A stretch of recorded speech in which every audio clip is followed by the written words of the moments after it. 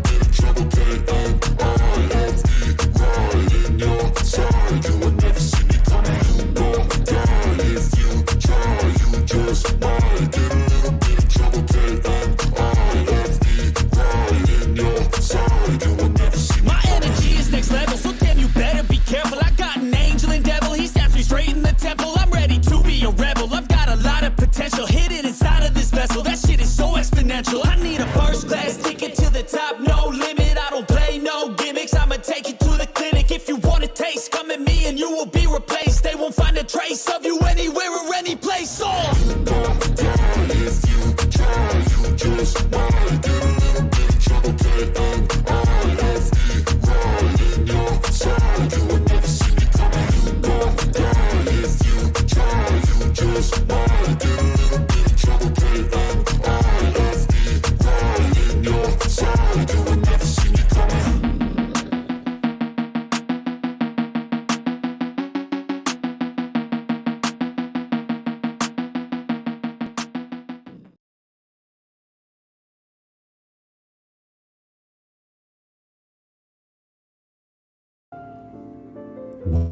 Welcome to the House of Thrillers. I'm Scully, the author that reads to you. Tonight, we're going to be reading Truman Capote's A Christmas Memory.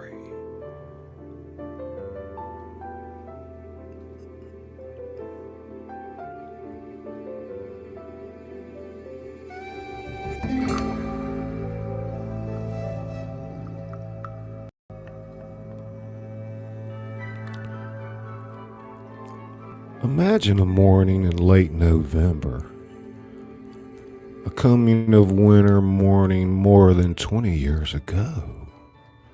Consider the kitchen of a spreading old house in a country town. A great black stove is its main feature.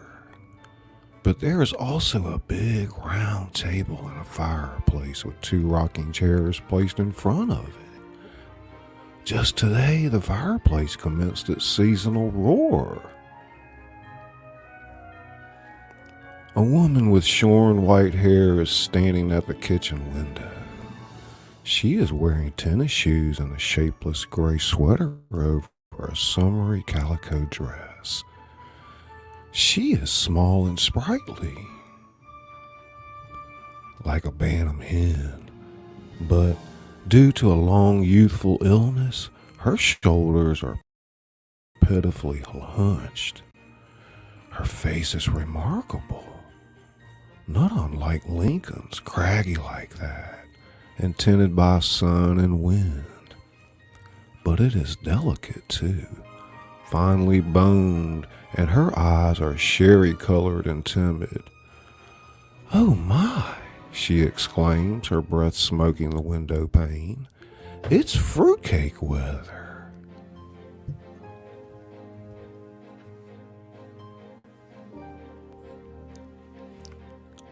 The person to whom she is speaking is myself. I am 7. She is 60-something.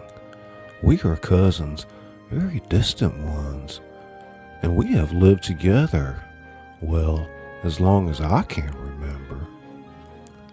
Other people inhabit the house, relatives, and though they have power over us and frequently make us cry, we are not, on the whole, too much aware of them. We are each other's best friend. She calls me Buddy, in memory of a boy who was formerly her best friend. The other Buddy died in the 1880s when she was still a child. She is still a child.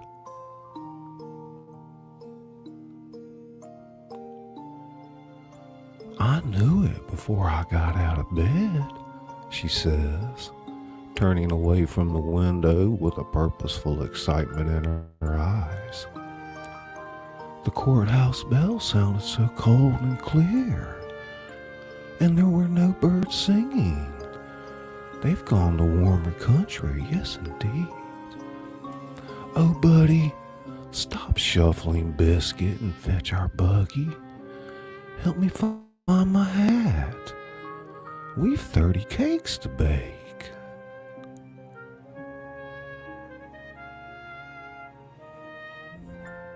It's always the same.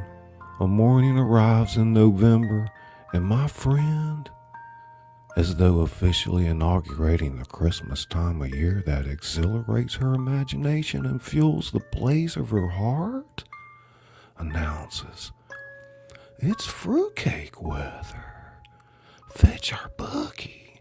Help me find my hat."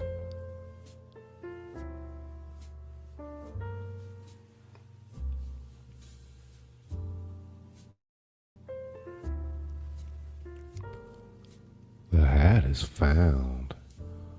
A straw cartwheel corsage with velvet roses out of doors has faded. It once belonged to a more fashionable relative. Together, we got our buggy, a dilapidated baby carriage, out to the garden and into a grove of pecan trees. The buggy is mine. That is, it was bought for me when I was born. It is made of wicker, rather unraveled, and the wheels wobble like a drunkard's legs. But it is a faithful object. Springtimes, we take it to the woods and fill it with flowers, herbs, wild fern for our porch pots. In the summer, we pile it with picnic paraphernalia and sugarcane fishing poles and roll it down to the edge of a creek. It has its winter uses, too. as a truck for hauling firewood from yard to the kitchen, as a warm bed for Queenie, our tough little orange and white rat terrier, who has survived distemper and 2 rattlesnake bites. Queenie is trotting beside it now.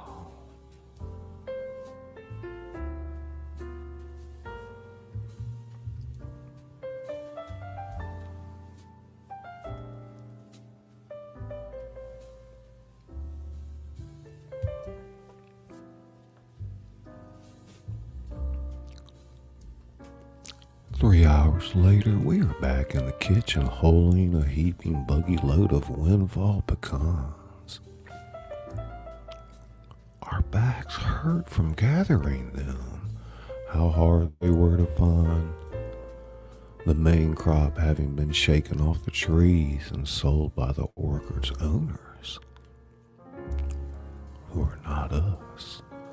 Among the concealing leaves, the frosted, deceiving grass, crackle,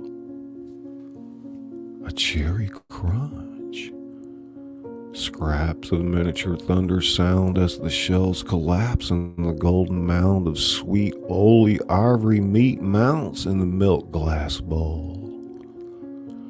Queenie begs to taste, and now and again my friend sneaks her a mite, though insisting we deprive ourselves.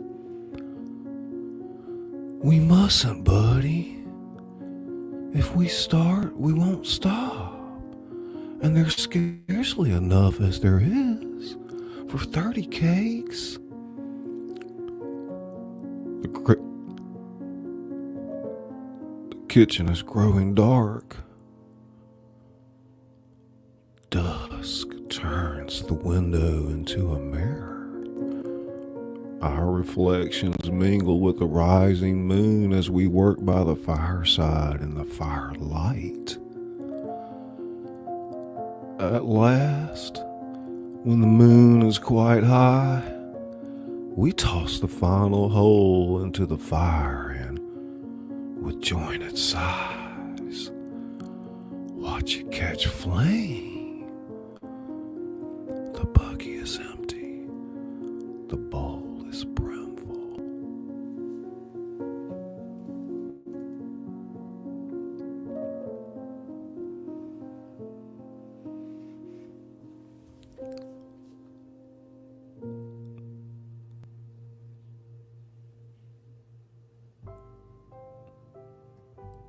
We eat our supper, cold biscuits, bacon, blackberry jam, and discuss tomorrow.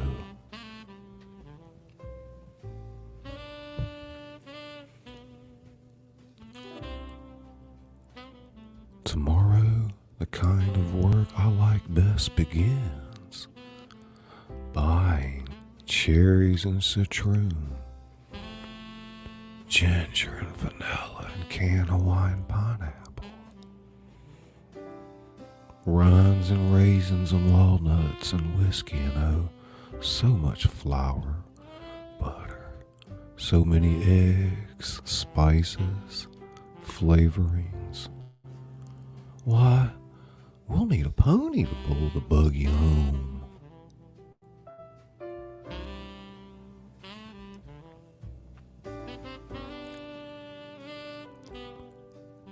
But before these purchases can be made, there is the question of money. Neither of us has any, except for the skin-flint sums persons in the house occasionally provide. A dime is considered very big money, or what we earn ourselves from various activities.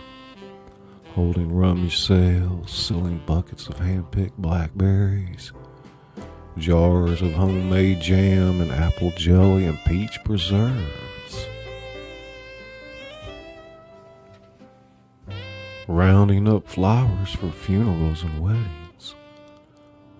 Once we won 79th prize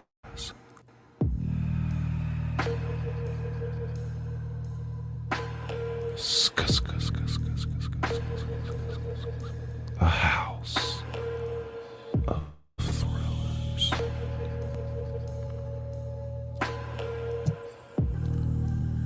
Welcome, Okie Grower 75. CJ's info. CJ.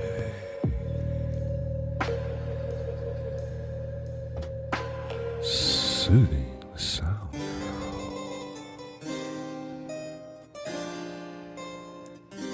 The real chemical. Welcome. Pour me another. Chaka. Pour me another.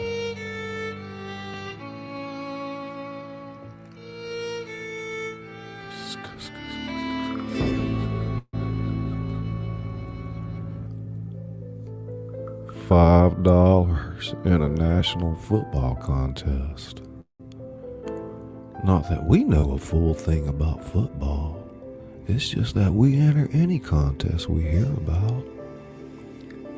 At the moment, our hopes are centered on the $50,000 grand prize being offered to name a brand of coffee. We suggested AM, and after some hesitation, for my friend thought it perhaps sacrilegious, the slogan AM, Amen. To tell the truth, our only really profitable enterprise was the Fun and Freak Museum we conducted in a backyard woodshed 2 summers ago.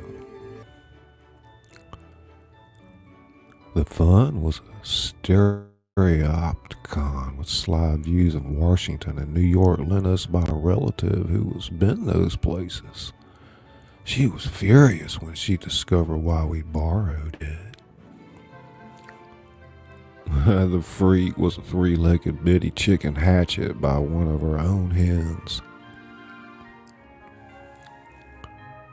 Everybody hereabouts wanted to see that bitty. We charged grown-ups a nickel, kids 2 cents, and took in a good $20 before the museum shut down due to the decease of the main attraction.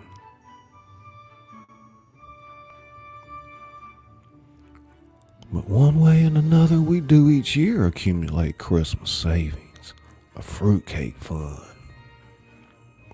These monies we kept hidden in an ancient bead purse under a loose board under the floor under a chamber pot under my friend's bed.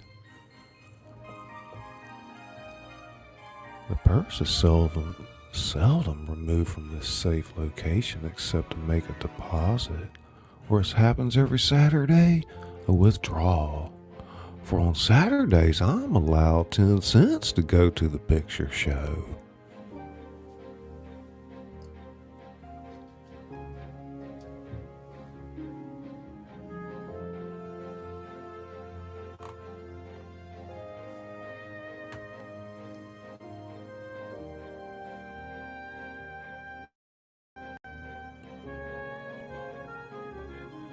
My friend has never been to a picture show, nor does she intend to.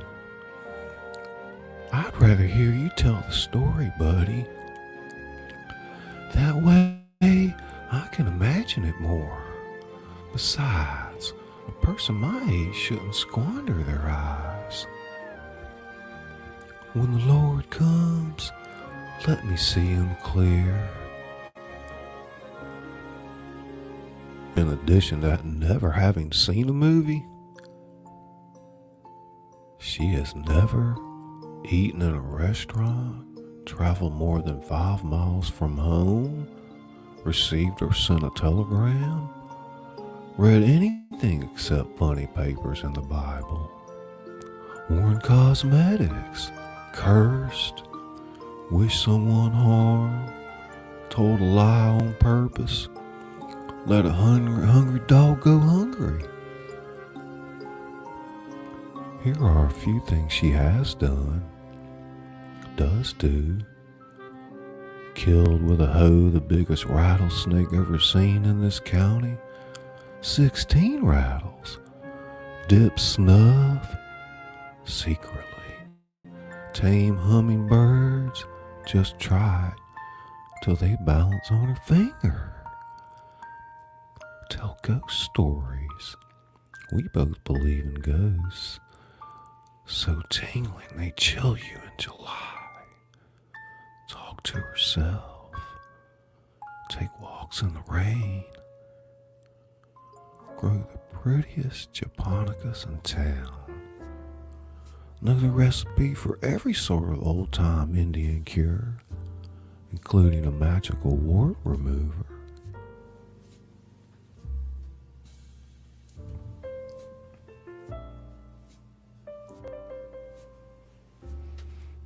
Welcome, Grandma Moses. Highly welcome. Merry Christmas, everybody.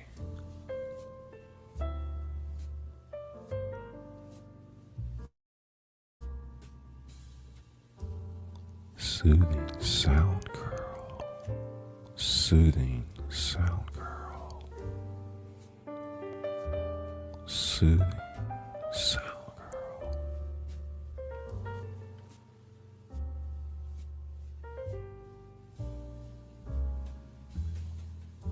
Ogie Grower 75. Ogie Grower 75. Welcome to the House of Thrillers. Merry Christmas, brother. CJ. CJ. CJ's Infotech.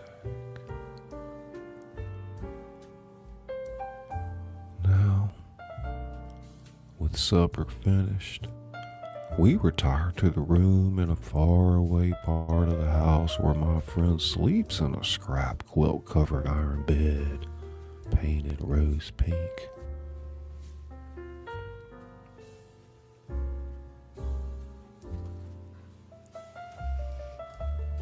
Silently, wallowing in the pleasures of conspiracy, we take the bead purse from its secret place and spill its contents on the scrap quilt. Dollar bills, tightly rolled and green as May buds. Somber 50-cent pieces, heavy enough to weight a dead man's eyes. Lovely dimes, the liveliest coin, the one that really jingles. Nickels and quarters, worn smooth as creek pebbles, but mostly a hateful heap of bitter-odored pennies.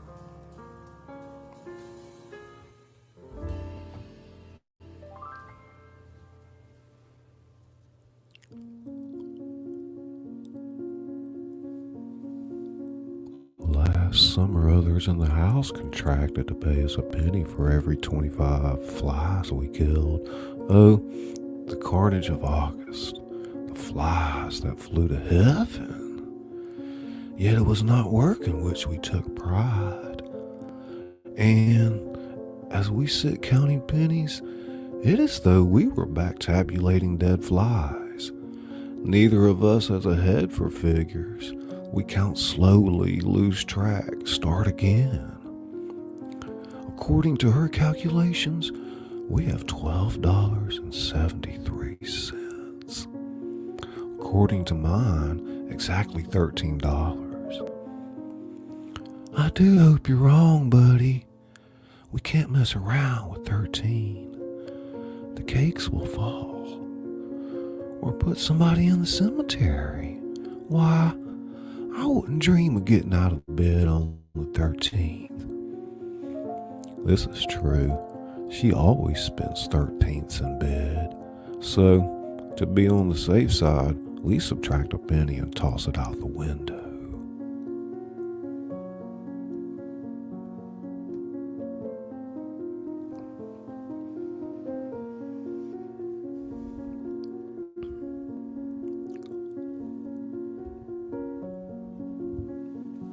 of the ingredients that go into our fruitcakes, whiskey is the most expensive, as well as the hardest to obtain. State laws forbid its sale. But everybody knows you can buy a bottle from Mr. Ha Ha Jones. And the next day, having completed our more prosaic shopping, we set out for Mr. Ha Ha's business address.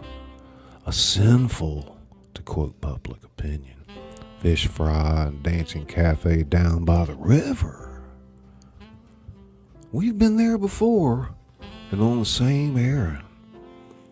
But in previous years, our dealings have been with Ha Ha's wife, an iodine dark Indian woman with brassy peroxide hair and a dead tired disposition. Actually, we've never laid eyes on her husband, though we've heard that he's an Indian too. A giant with razor scars across his cheeks. They call him Ha Ha because he's so gloomy, a man who never laughs. As we approach his cafe, it's a big old large cabin, festooned inside and out with chains of garish gay naked light bulbs, and standing by the river's muddy edge under the shade of river trees.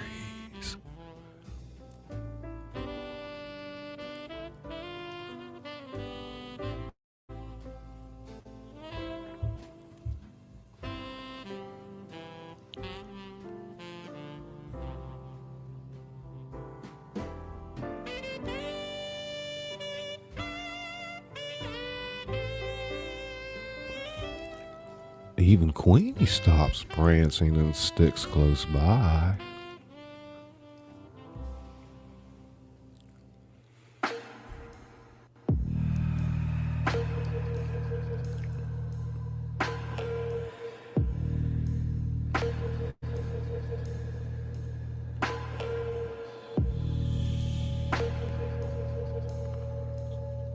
Susie Valentin, realtor. Merry Christmas. Susie Valentin, realtor. Van life with Gina. Van life with Gina. Welcome.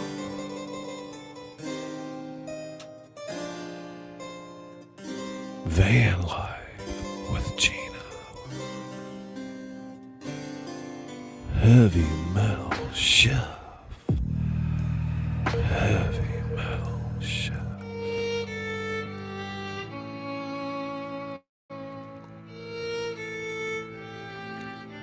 Skus. Cobra. Cobra told you. Linda Barker. Linda Barker. Welcome. I'm Scully, your host.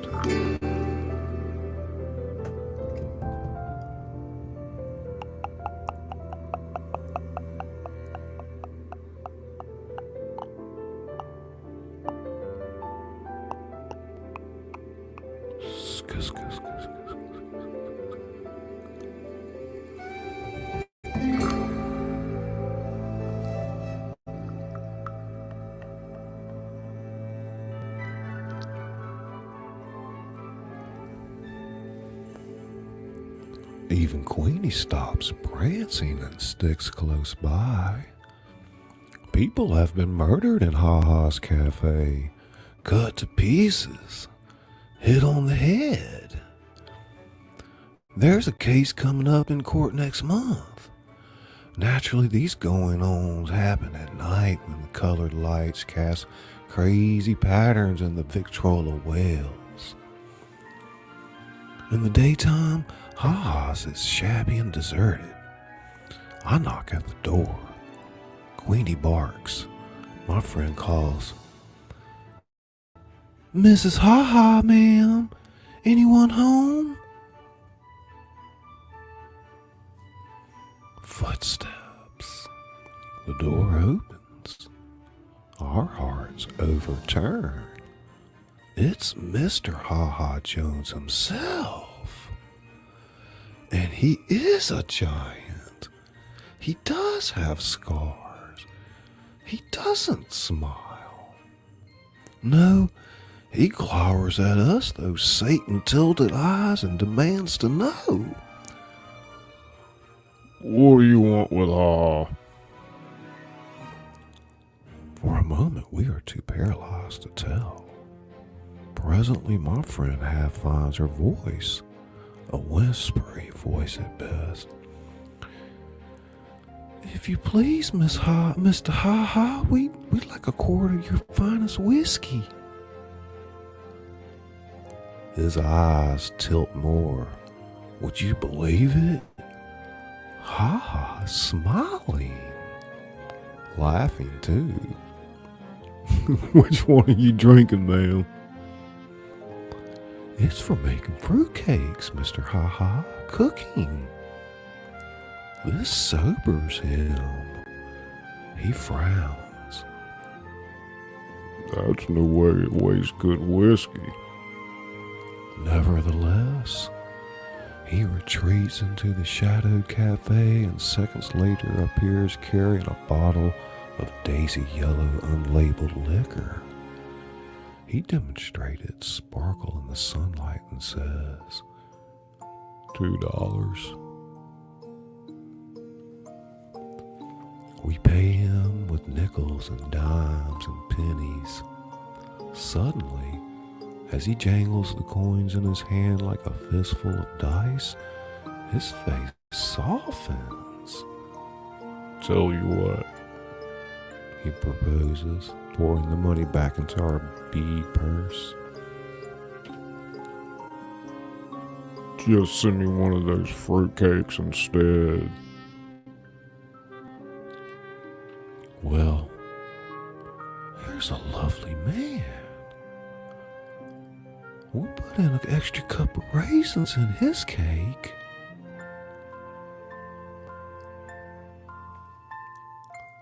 Sammy Superstar. Merry Christmas, buddy. Sammy Superstar.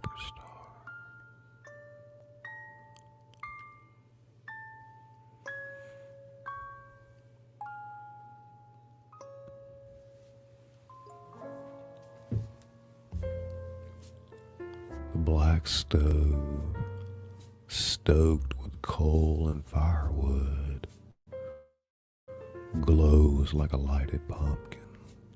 Egg beaters whirl. Spoons spin round in bowls of butter and sugar. Vanilla sweetens the air.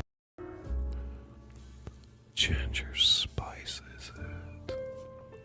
Melting. Nose tingling odors saturate the kitchen. Suffuse the house. Drift out into the world on puffs of chimney smoke. In 4 days our work is done. 31 cakes, dampened with whiskey, bask on windowsills and shelves.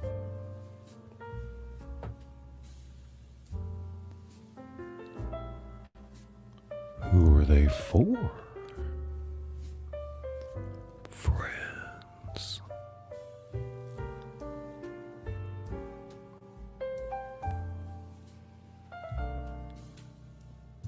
Not necessarily neighbor friends. Indeed, the larger share is intended for persons we've met maybe once, perhaps not at all. People who've struck our fancy, like President Roosevelt, like the Reverend and Mrs. J.C. Lucy, Baptist missionaries to Borneo who lectured here last winter, or the little knife grinder who comes through town twice a year, or Abner Packer, the driver of the 6 o'clock bus from Mobile. who exchanges waves with us every day as he passes in a dust cloud whoosh.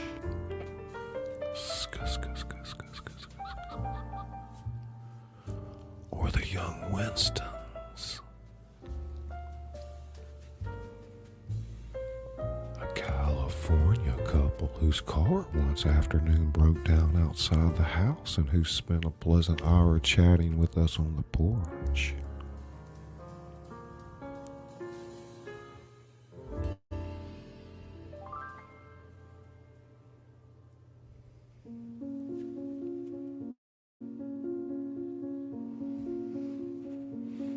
Now a new December fig branch grates against the window. The kitchen is empty. The cakes are gone. Yesterday we carted the last of them to the post office, where the cost of stamps turned out purse inside out. We're broke. It rather depresses me, but my friend insists on celebrating with 2 inches of whiskey left in Ha-Ha's bottle. Queenie has a spoonful in a bowl of coffee. She likes her coffee chicory flavored and strong. The rest we divide between a pair of jelly glasses.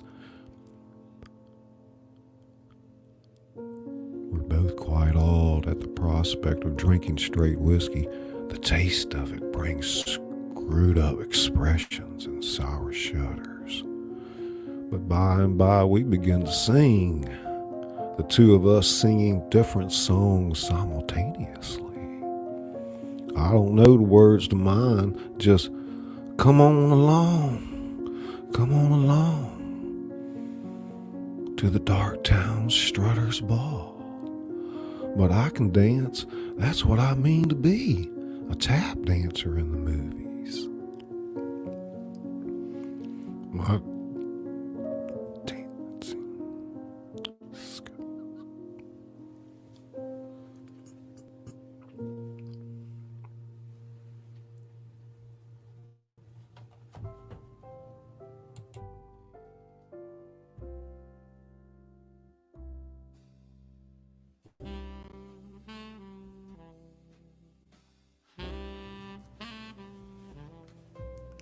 soothing sound of Merry Christmas. Amos Cardosa.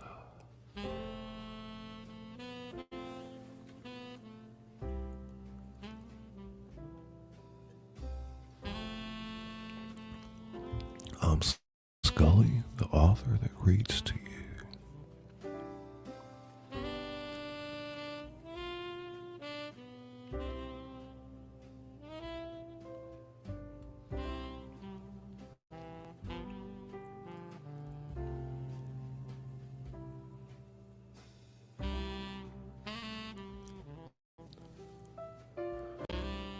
My dancing shadow rollicks on the walls. Our voices rock the chinaware. We giggle as if unseen hands were tickling us. Queenie rolls on her back, her paws plow the air. Something like a grin stretches her black lips. Inside myself, I feel warm and sparky as though crumbling logs, carefree as the wind in the chimney.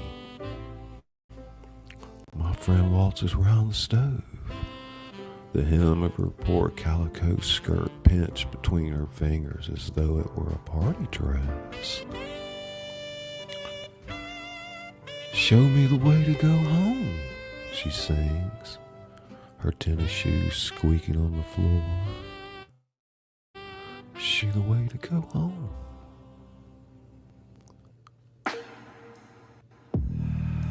Enter. Two relatives, very angry, potent with eyes that scold, tongues that scald. Listen to what they have to say, the words tumbling together into a wrathful tune.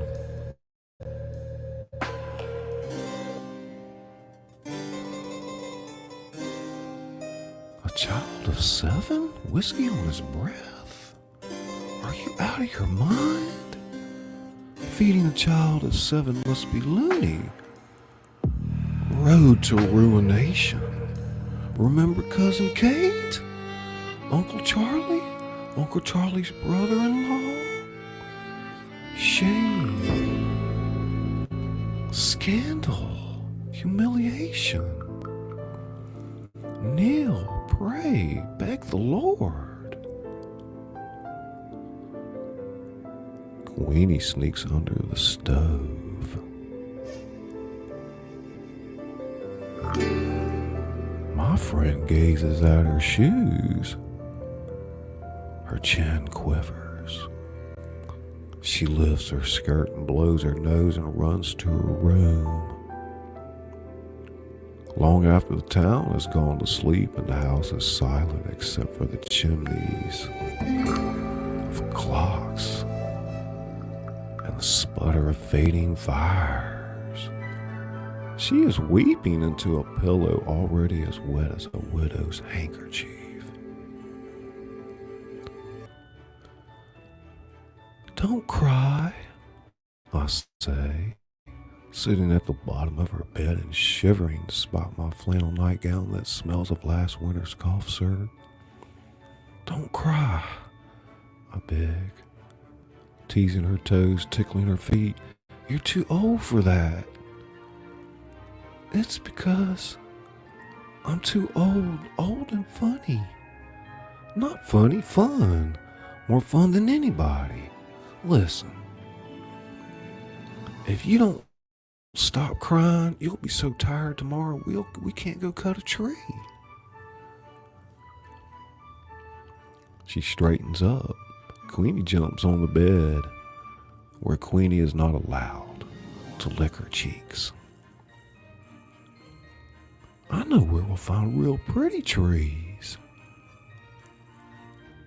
And holly too, with berries big as your eyes. It's way off in the woods, farther than we've ever been. Papa used to bring us Christmas trees from there, carry them on his shoulder. That's 50 years ago. Well, now, I can't wait for morning.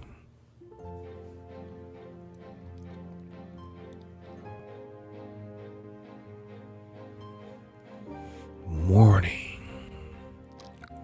Frozen rime lusters the grass. The sun, round as an orange and orange as hot weather moons, balances on the horizon, burnishes the silvered winter woods. A wild turkey calls. A renegade hog grunts in the undergrowth. Soon, by the edge of a knee-deep, rapid running water, we have to abandon the buggy. Queenie wades the stream first, paddles across barking complaints at the swiftness of the current, the pneumonia-making coldness of it. We follow, holding our shoes and equipment, a hatchet, a burlap sack, above our heads.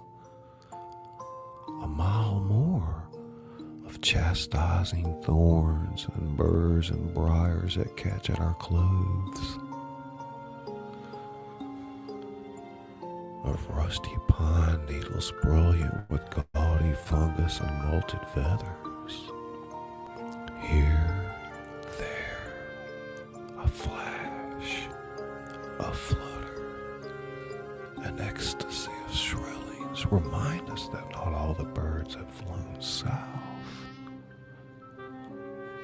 Always, the path unwinds through lemony sun pools and vine tunnels.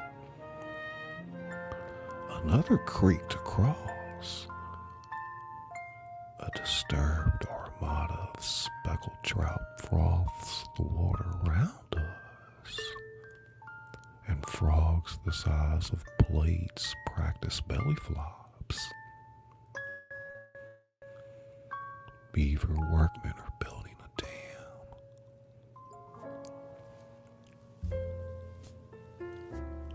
On the farther shore, Queenie shakes herself and trembles. My friend shivers, not with cold but with enthusiasm. One of her hat's ragged roses sheds a petal as she lifts her head and inhales the pine-heavy air.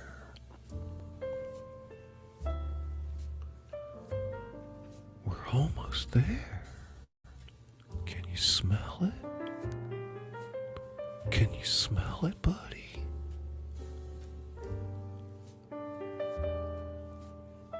We're almost there, she says, as though we were approaching an ocean.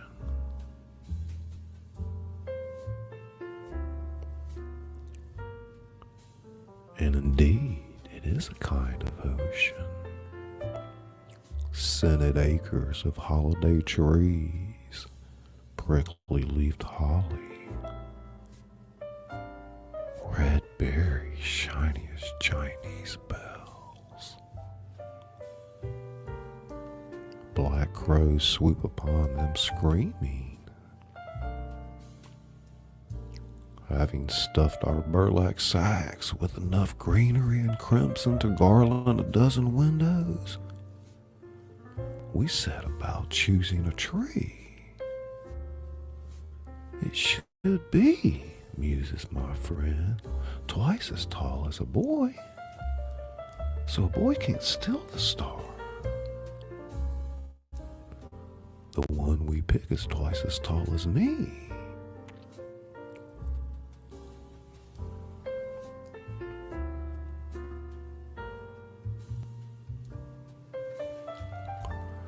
A brave, handsome brute that survives 30 hatchet strokes before it kills with a creaking, rending cry. Lugging it like a kill, we commence the long trek out. Every few yards we abandon the struggle, sit down and pant. But we have the strength of triumphant huntsmen. That and the trees for real icy perfume revive us, goad us on.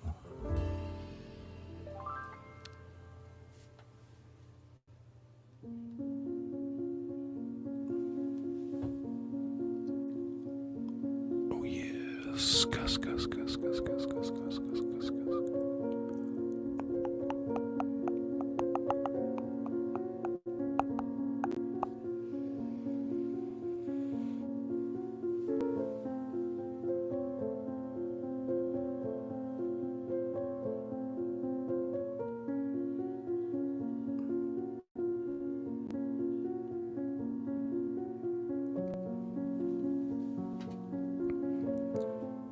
Many compliments accompany our sunset return along the red clay road to town.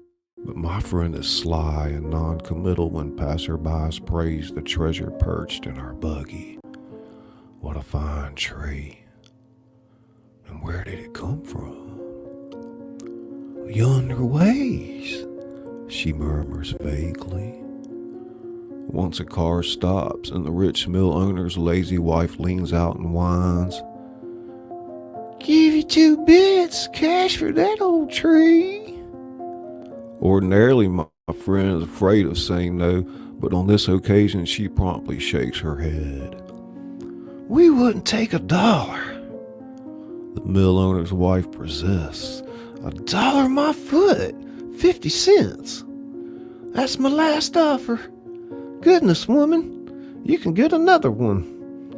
In answer, my friend gently reflects, "I doubt it. There's never 2 of anything."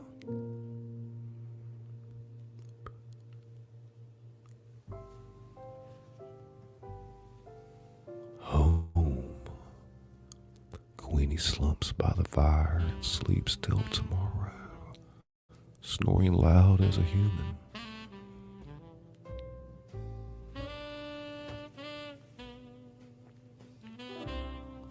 Rattle trap,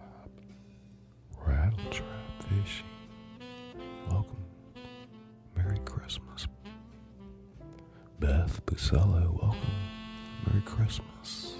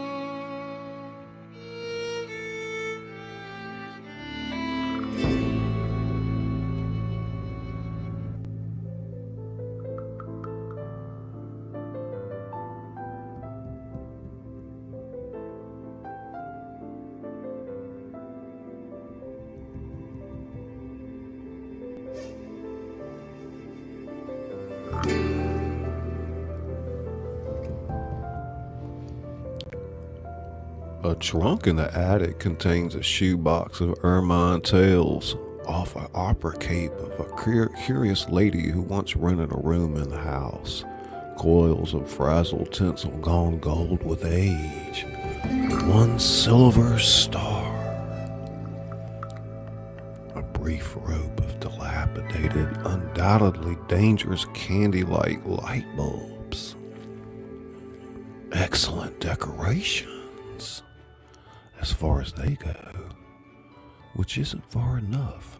My friend wants our tree to blaze like a Baptist window, droop with weighty snows of ornaments, but we can't afford the made-in-Japan splendors at the 5 and dime.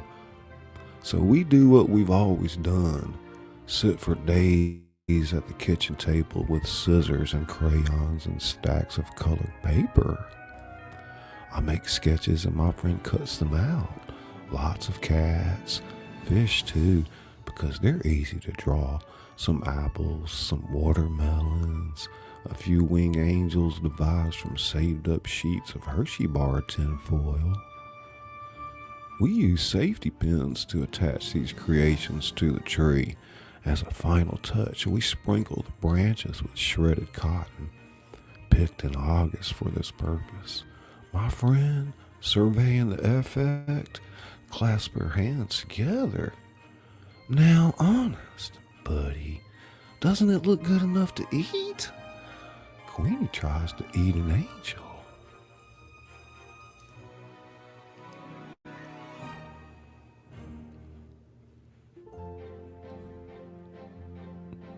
After weaving and ribboning holly wreaths for all the front windows, our next project is the fashioning of family gifts.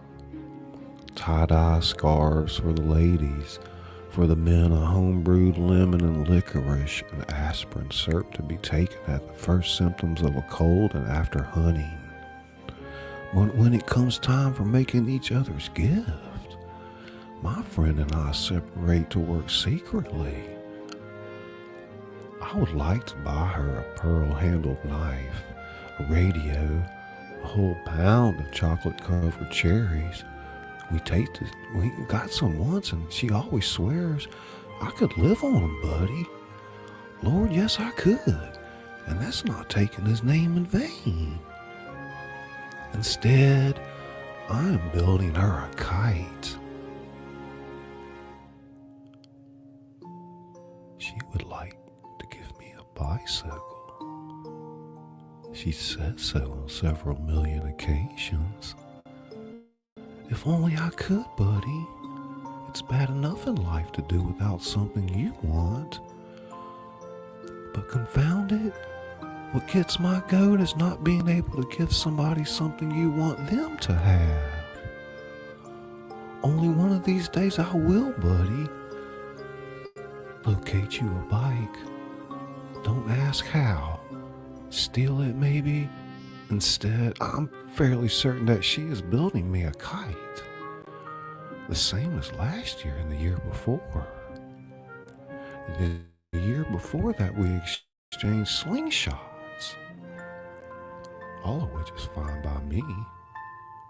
For we are champion kite flyers who study the wind like sailors. My friend, more accomplished than I, can get a kite aloft when there isn't enough breeze to carry clouds. Christmas Eve afternoon, we scrape together a nickel and go to the butcher's to buy Queenie's traditional gift, a good gnawable beef bone. The bone, wrapped in funny paper, is placed high in the tree near the silver star.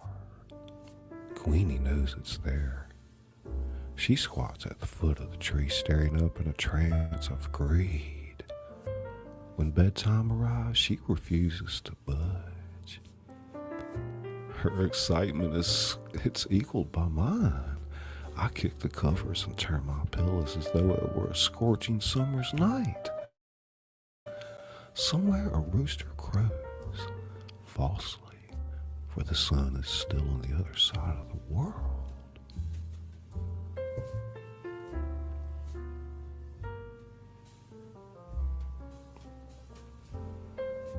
Buddy, are you awake? It is my friend, calling from her room, which is next to mine.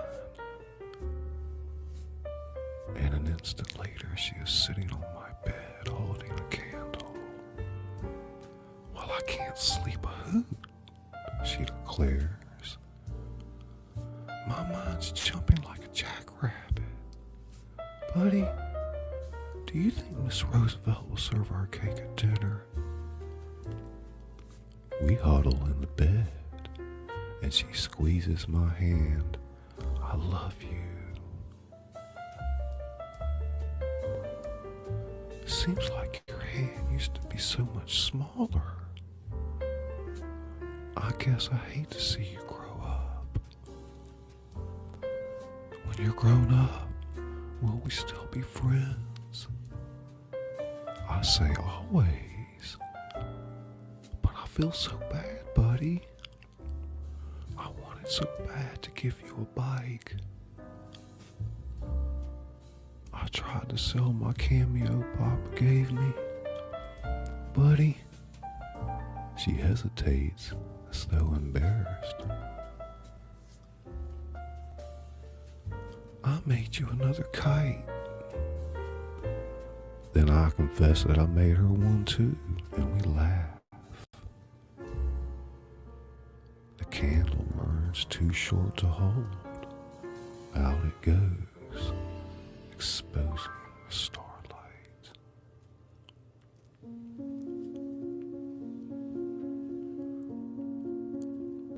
The stars spinning at the window like a visible caroling that slowly daybreak silences.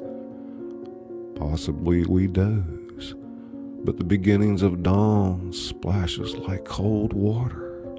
We're up wide-eyed and wondering while we wait for others to waken. Quite deliberately, my friend drops a kettle on the kitchen floor.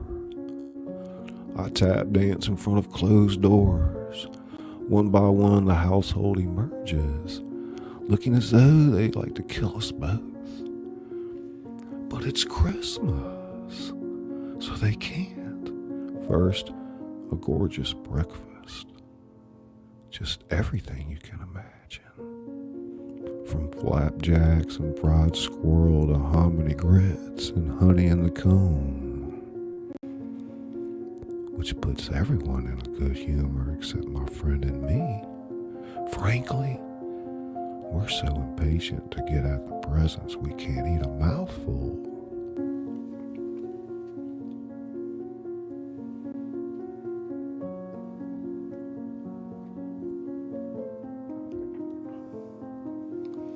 Well, I'm disappointed.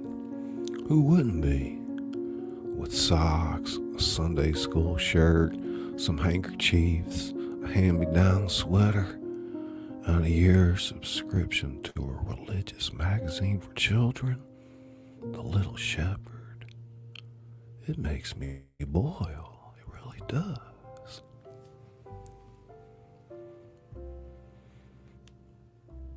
My friend has a better haul.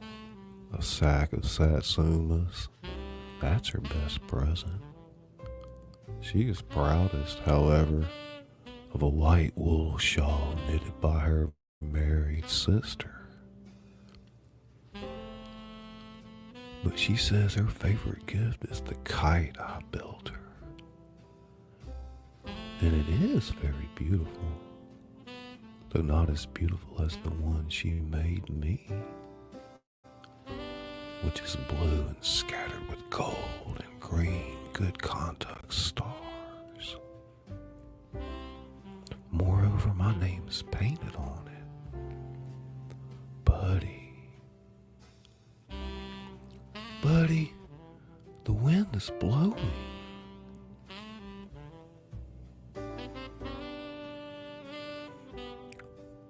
The wind is blowing, and nothing will do till we've run to a pasture below the house where Queenie has scooted to bury her bone. And where, a winter hence, Queenie will be buried too. There, lunching through the healthy waist-high grass, we unroll our kites. Feel them twitching at the string like skyfish as they swim into the wind. Satisfied, sun-warmed, we sprawl in the grass and peel satsumas and watch our kites cavort. Soon I forget the socks and hand-me-down sweater.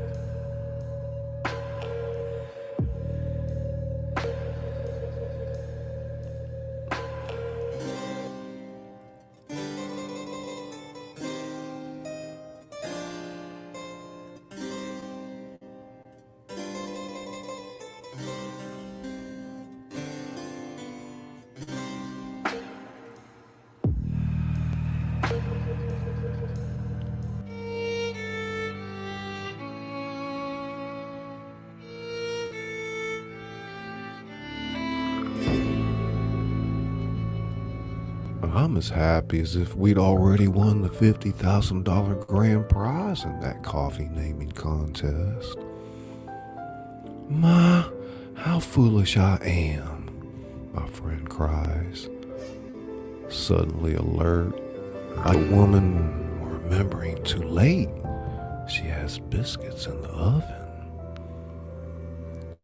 You know what I've always thought? She asked in a tone of discovery, not smiling at me, but a point beyond.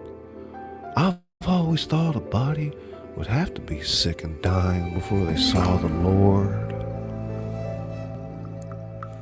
And I imagined that when he came, it would be like looking at the Baptist window.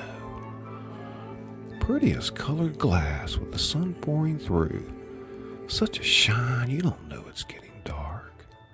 And it's been a comfort to think of that shine taking away all the spooky feeling. But I'll wager it never happens. I'll wager at the very end the body realizes the Lord has already shown himself. That things as they are. Her hand circles in a gesture that gathers clouds and kites and grass and Queenie pawing earth over her bone. Just what they've always seen was seeing him.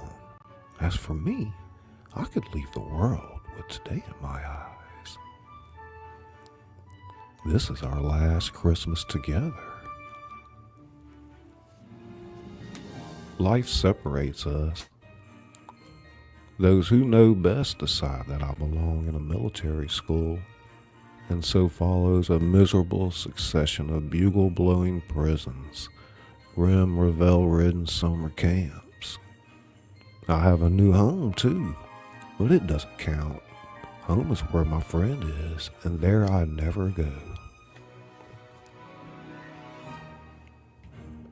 And there she remains, puttering around the kitchen, alone with Queenie. Then alone, Buddy dear, she writes in her wild, hard-to-read script, yesterday Jim Macy's horse kicked Queenie bad. Be thankful she didn't feel much. I wrapped her in a fine linen sheet and rode her in the buggy down to Simpson's pasture where she can be with all her bones. For a few Novembers, she continues to bake her fruitcake single-handed. Not as many, but some. And, of course, she always sends me the best of the batch. Also, in every letter, she encloses a dime wadded in toilet paper. See a picture show and write me the story. But gradually in her letters, she tends to confuse me with her other friend, the buddy who died in the 1880s. More and more, 13ths are not the only day she stays in bed. The morning arrives in November, a leafless, birdless coming of winter morning, when she cannot rouse herself to exclaim, "Oh my, it's fruitcake weather." And when that happens, I know it. A message saying so merely confirms a piece of news some secret vein had already received, severing from me an irreplaceable part of myself, letting it loose like a kite on a broken string. That is why, walking across a school campus on this particular December morning, I keep searching the sky, as if I expected to see, rather like hearts, a lost pair of kites hurrying toward heaven. The end.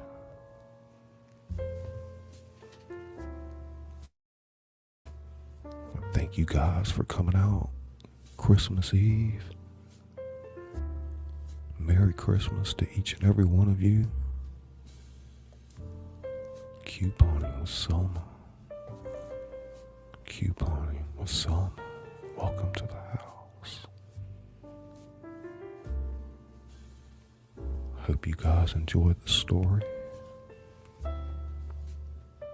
That was A Christmas Memory by Truman Capote.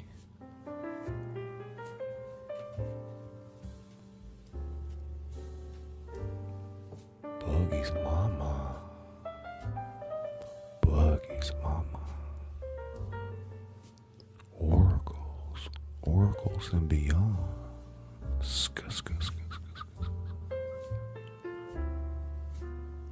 Oracles and beyond. Soothing sound, girl. Soothing.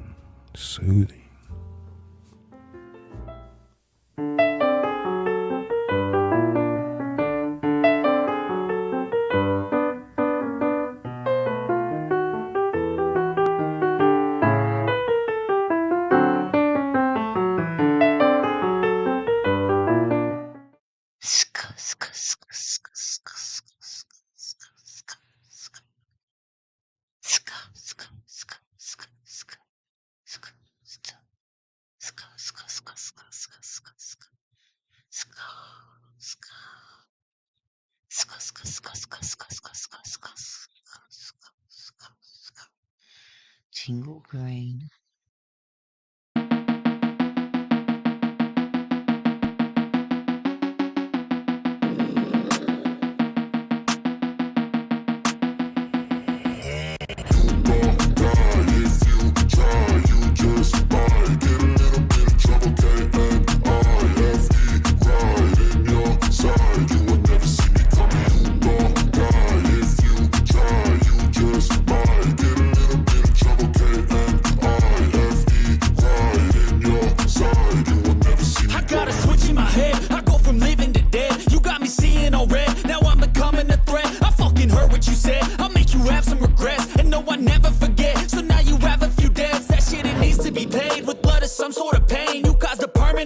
Which has determined your fate. I've never seen so clear. I feel the end and it's near. The day of reckoning's here. The sound of deafening fear. You gon' die if you try. You just might get a little bit of trouble. K-N-I-F-E, right in your side. You will never see me coming. You gon' die if you try. You just might get a little bit of trouble. K-N-I-F-E, right in your side. You will never see me My energy is next level, so damn you better be careful. I got an angel and devil, he stabs me straight in the temple. I'm ready to be a rebel, I've got a lot of potential hidden inside of this vessel. That shit is so exponential. I need a first class ticket to the top, no limit. I don't play no gimmicks, I'ma take you to the clinic. If you want a taste, come at me and you will be replaced. They won't find a trace of you anywhere or any place. Oh!